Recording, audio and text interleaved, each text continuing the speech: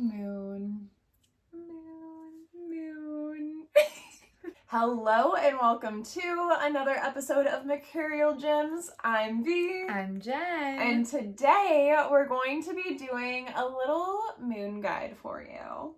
Yeah, I feel like we do very regular events for the new and full moon with our online community. And I love to share as often as possible how important it is to work with the moon cycles. And we are always explaining not only how to match what's going on with the moon with your own personal astrology, but we also do a lot of ritual around the moons in general. And I think it's a really good in if you're new to spirituality. This is one of the first places I usually recommend people start in their spiritual path.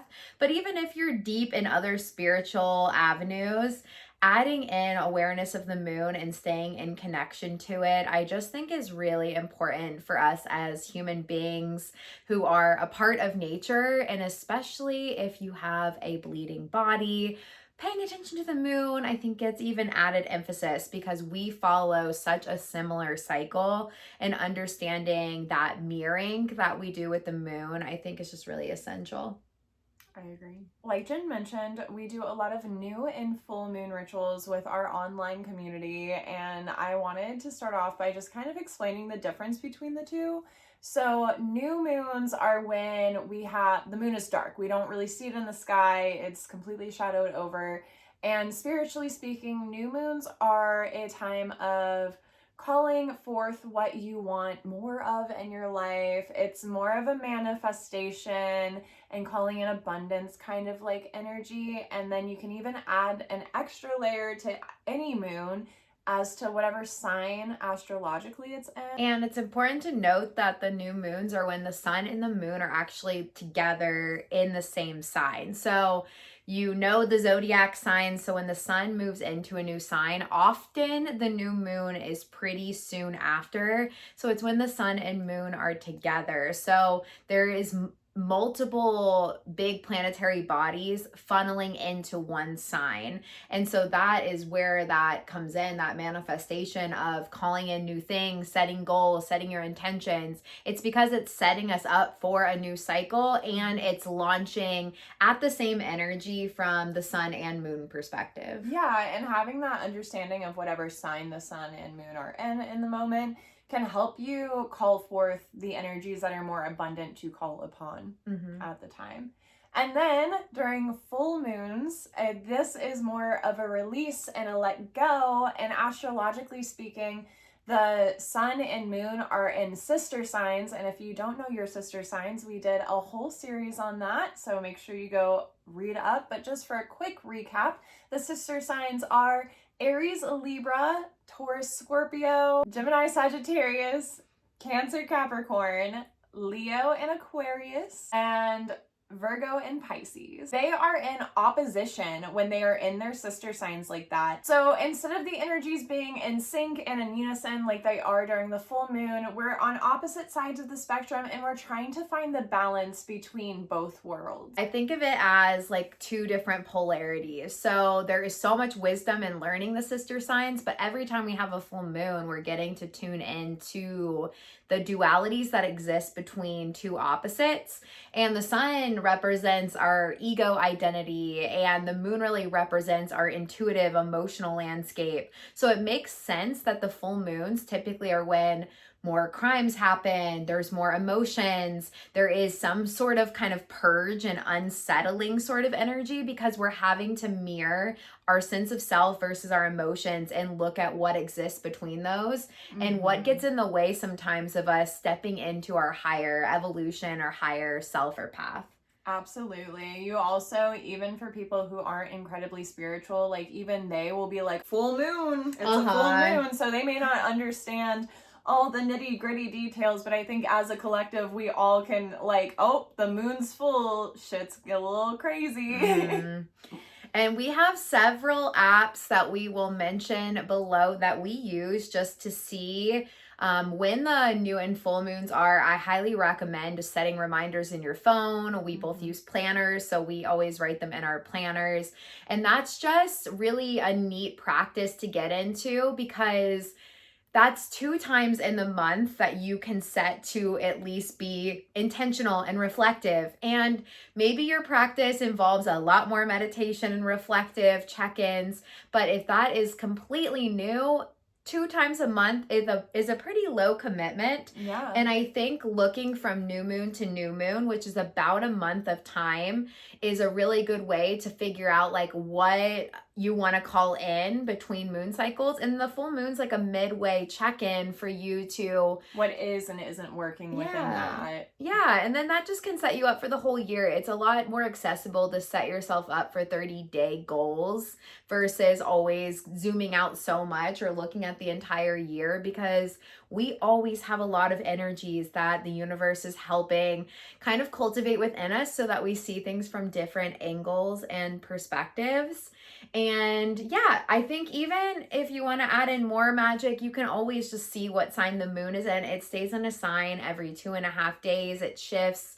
So there can be even more magic if you want to dive in deeper and pay attention to what element the moon is in day to day. If you want to pay attention to what sign it is. And we always recommend this from astrologer perspective for people that have strong Cancer, because Cancer is linked to the moon and you tend to really ride the cycles of lunar energy in itself. Absolutely. And even like Jen was saying, like if you want more of like a weekly practice, I have found this year in particular to pay attention to the quarter moons, which is about a week after a fuller new moon, and just like seeing when the moon and the sun are square each other, you can just have a little bit more coming up. So that's if you're a little more into journaling. Yeah, and then as far as rituals go, our community online has so many new and full moon practices. We highly recommend for both to get into your body, because usually we can already feel the energy and are probably moving with the energy without even realizing it. But when you move with it with intention, which I feel like can only happen by slowing down and paying attention and noticing, which is why getting into your body can be good, then you can actually work with that energy instead of making really rash decisions or projecting onto other people or internally just being really hard on yourself when you're actually just feeling an uptick of energy. So I always recommend doing moon salutations in yoga or some sort of shaking meditation, something to just release and connect in with your body. And as far as other rituals go, we usually do our body work first, a little bit of meditation, and then we always do journaling. I will share a few general moon prompts that I like to use, just depending on if it's a new or full moon. And then I usually sprinkle in, when I do rituals online, just some themes that come up with the sign. And you can always pull up your astrology birth chart. And if you use whole sign astrology, the apps like The Pattern, you can always just know exactly what house and what sign is being highlighted by the moon. You can search some general themes of those houses and kind of see what the full or new moon is trying to teach you. And if it's a full moon, pay attention to where the sun is, which is going to be directly opposite to the sign that you find that full moon in.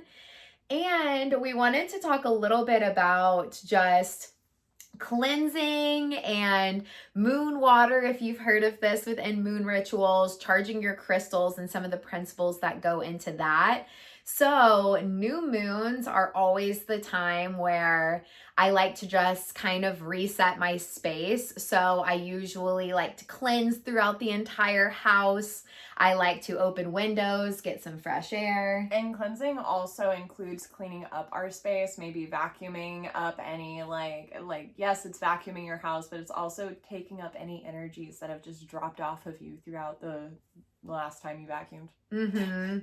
And new moons are very often a time to charge moon water, crystals, and this is just setting it outside to where it's gonna be able to sit under that moonlight. So you can just get some water and let it sit there. Moon shadow. Yeah, and then your crystals. But I will give a few nuances. So I don't think we can always say, always do it on the new moons, don't do it on the full moons.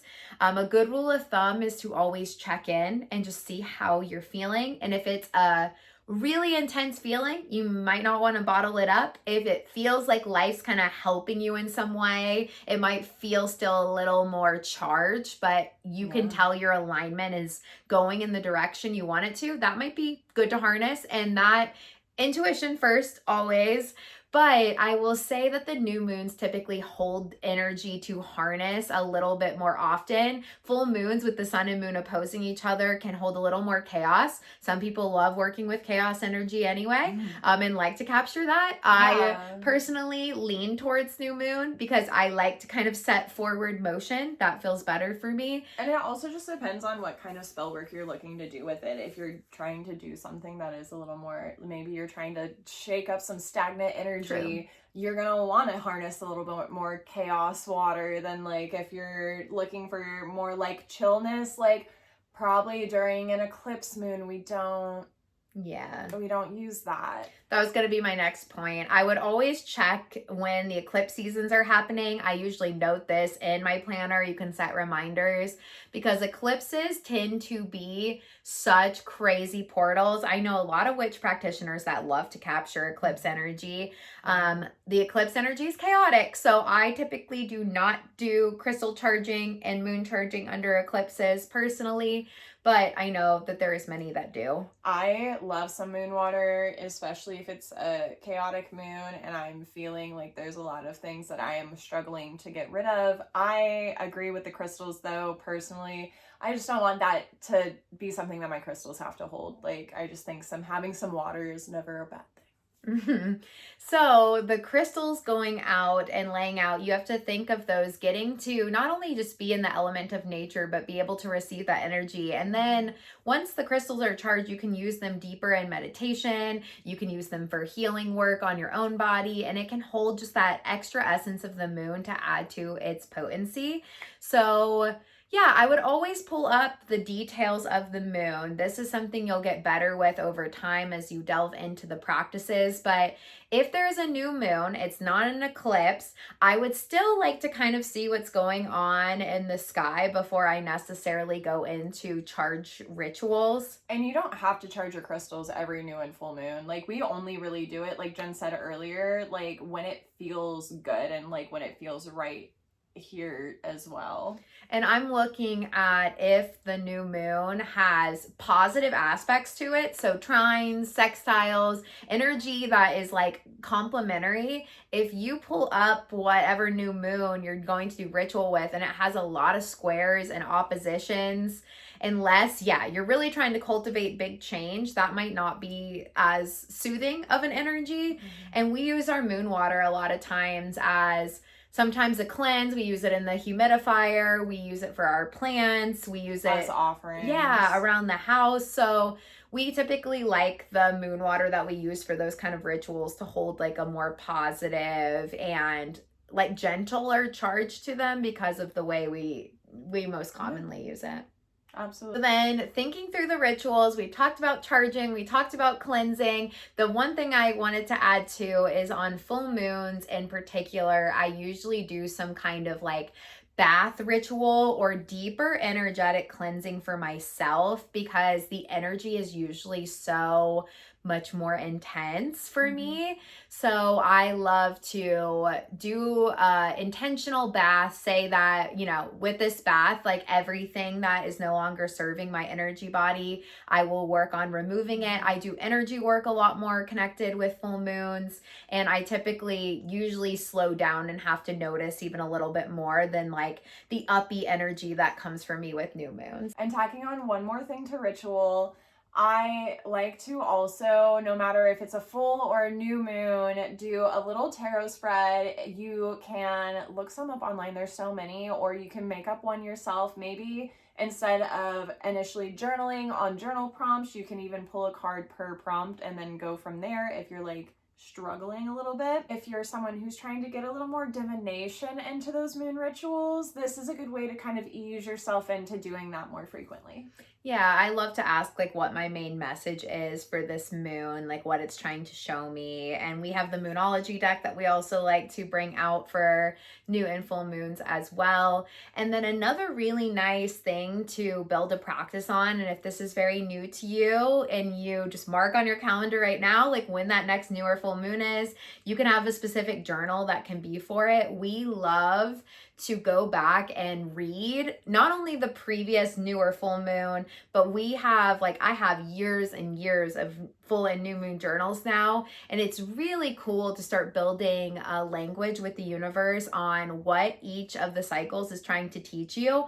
I can see my growth as a human so much more by reading years back and seeing like, oh my gosh, the last 3 new moon and Leos, I was going through such a similar theme, and look at how it slowly evolved, because each new and full moon, yes, you're manifesting for like maybe a smaller window, but it creates a bigger picture when you zoom out to the very last time that moon happened, which might be around a year later, because then you can start to like see in retrospect the bigger habits that you've been able to upgrade and release, and the new storylines and the new lessons that have come through, and how you've evolved and shaped yourself through all of those.